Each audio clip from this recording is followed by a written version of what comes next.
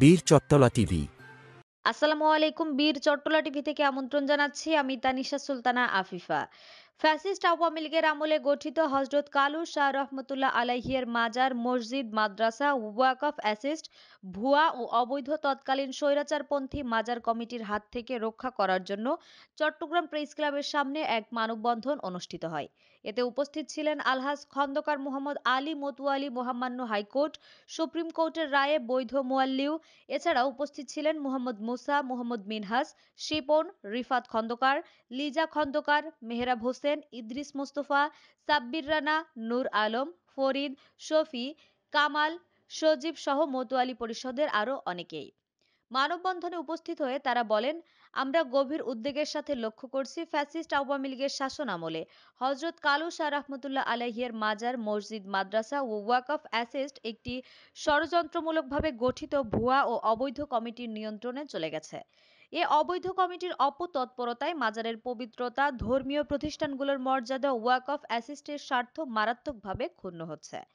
উক্ত মানববন্ধনের অংশগ্রহণকারীরা আরও অভিযোগ করেন, অবৈধ কমিটির সদস্যরা দীর্ঘ ২০ থেকে ২৫ বছর যাবৎ হজরত কালু শাহ রহমতুল্লাহ আলাইহির মাজার, মসজিদ ও মাদ্রাসার শত কোটি টাকার দুর্নীতি করেন ও এখন পর্যন্ত মাজারের কোনো সঠিক হিসাব প্রদান করেনি।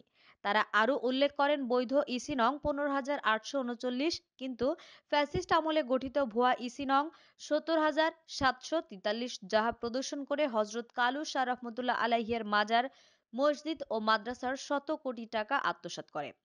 অতএব আমরা সংশ্লিষ্ট সকল কর্তৃপক্ষের দৃষ্টি আকর্ষণ করছি, অবিলম্বে এই অবৈধ কমিটি বাতিল করে হজরত কালু শাহ রহমতুল্লাহ আলাইহির মাজার ও তার সংশ্লিষ্ট প্রতিষ্ঠান সমূহকে সঠিক পরিচালনার মাধ্যমে রক্ষা করুন এবং ধর্মীয়, ঐতিহাসিক ও সামাজিক শান্তি শৃঙ্খলা পুনঃপ্রতিষ্ঠা করুন।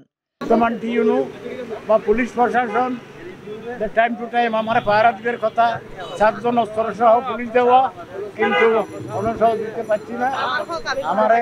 আমার হক আমি বুঝি পাওয়া টিউনু এবং বাংলাদেশ ওয়ার্ক প্রেসিডেন্টের আদেশও মানে না, সুপ্রিম কোর্টের আদেশও মানে না, জেলা প্রশাসকের আদেশও মানে না। 13 বার আদেশ দিয়েছিল সীতাকুণ্ডু টিউনুকে, ওয়ার্ক প্রেসিডেন্ট, সুপ্রিম কোর্টের আদেশ, জেলা প্রশাসকের আদেশ, স্বরাষ্ট্রমন্ত্রীর আদেশ, সবাই আদেশ দিতে আমার মনে হয় খেলাগারি হবে আদেশ যাইতে পারেনি।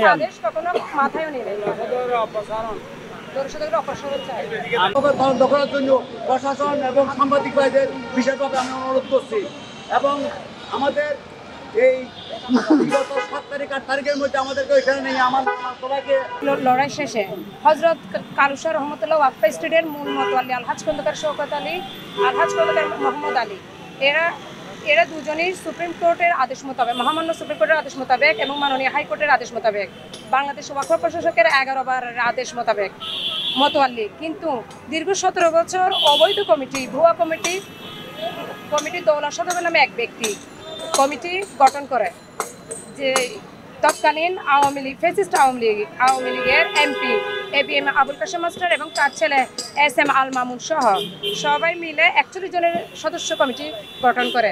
তার জন্য আমার বাবারা আজ পর্যন্ত যেতে পারেনি। আলহাজ খন্দকার মোহাম্মদ আলী, রেকর্ডিং হজরত খাজা কালু শাহ বংশের ছেলে মিনহাস।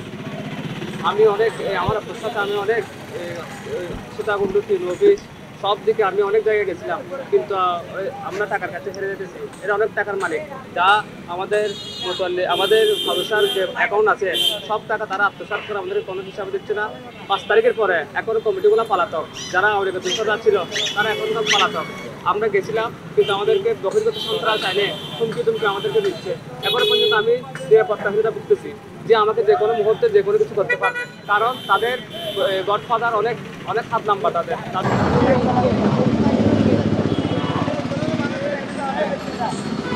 এগুলো আমাদেরকে চালাতে হয়।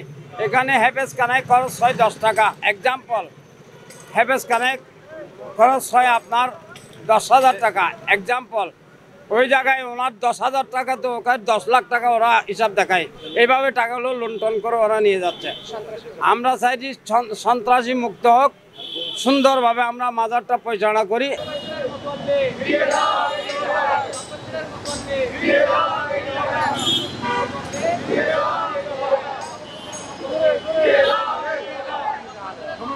আমাদের আরো আপডেট খবর পেতে চোখ রাখুন বীর চট্টলা টিভিতে, ফেসবুকে ফলো, ইউটিউবে সাবস্ক্রাইব করুন।